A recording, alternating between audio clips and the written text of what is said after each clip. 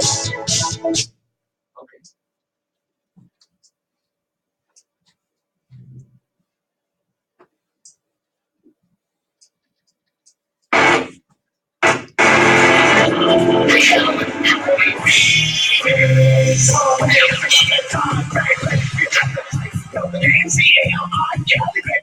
Have you ever wanted to do something like this?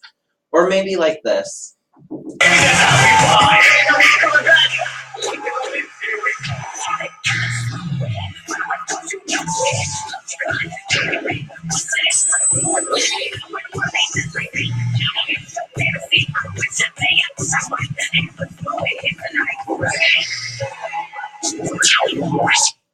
Well, today is your lucky day as I'm here to tell you about the world of all-star cheerleading. You're probably saying 2 minutes and 30 seconds is really not to do a lot of activity, but it takes countless hours of running miles on miles and exercising and eating right to perform that routine, as long as practicing hours of just putting it all together.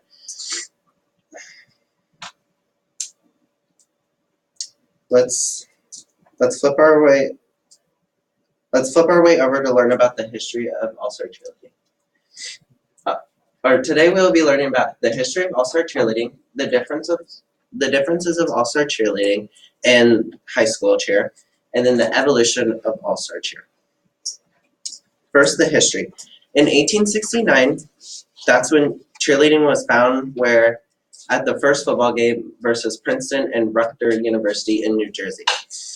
There, John Cannibal led the team to victory with the first organized cheer, and it was rah, rah, rah, ski, ma, hoorah, hoorah, varsity, varsity, me, iso, ta.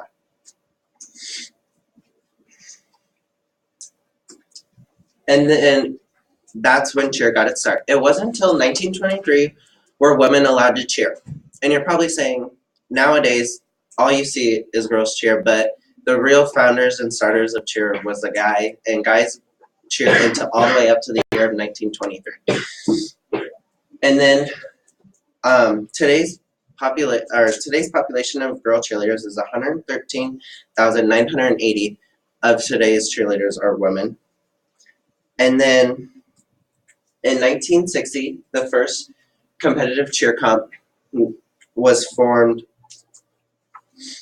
Let's lay out the differences between. Let's lay out the differences between. Students and staff, please excuse the interruption. This is a drill. Lockout, secure the perimeter. Once again, this is a drill. Lockout, secure the perimeter.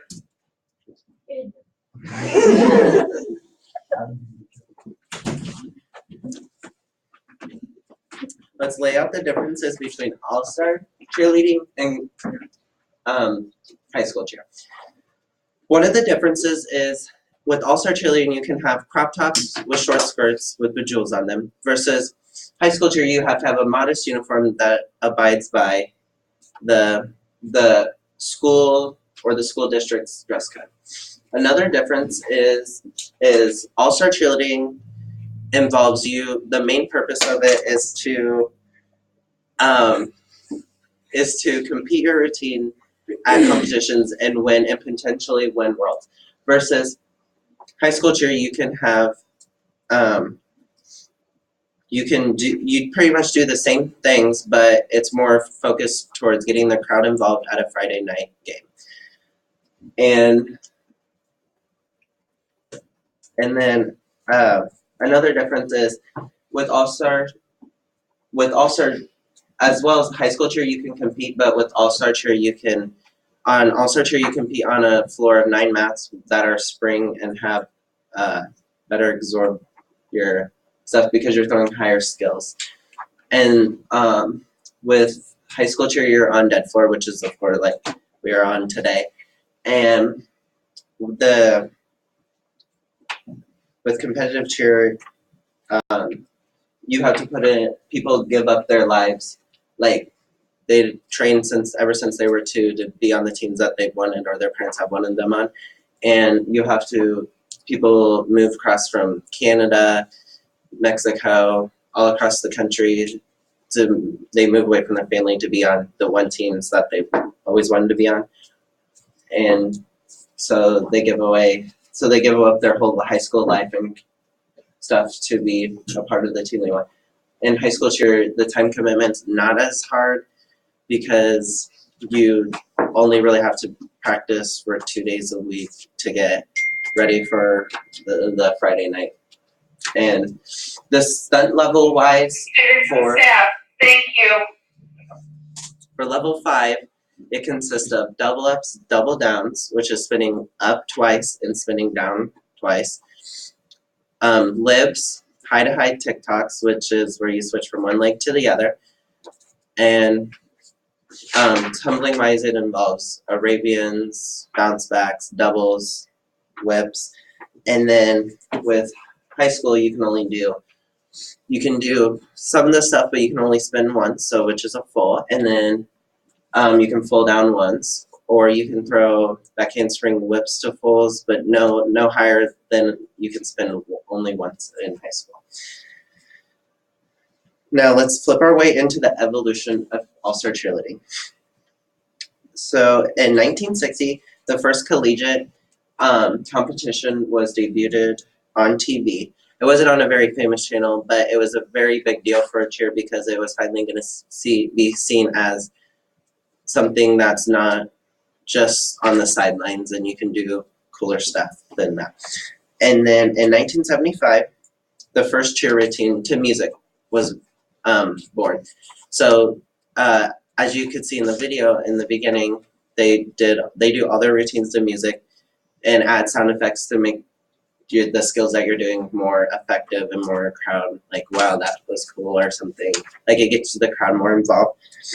And then in 1982, the first NCAA competition debuted on ESPN.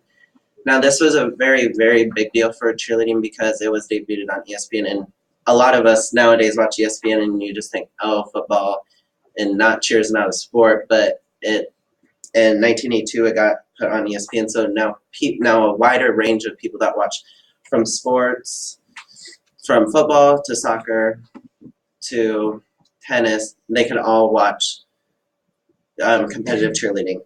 And then 2004, the USASF and IASF association was formed, which these two associations has formed a competition in Orlando, Florida, called the Cheerleading World Competition Championships, and that's in Orlando, Florida, where all the best level 5 teams go and compete in different divisions and for one spot in their whole division to get first and to be gloated and get first place. So then you get your gold medals and your rings.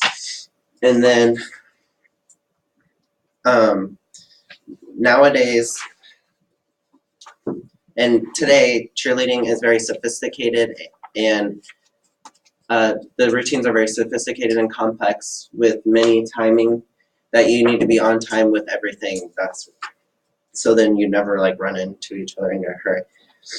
Thank you for sticking the landing and noticing the difference between all-star, talking about the history, the differences of high school cheer and all-star cheerleading, and the evolution of all-star cheerleading. Thank you.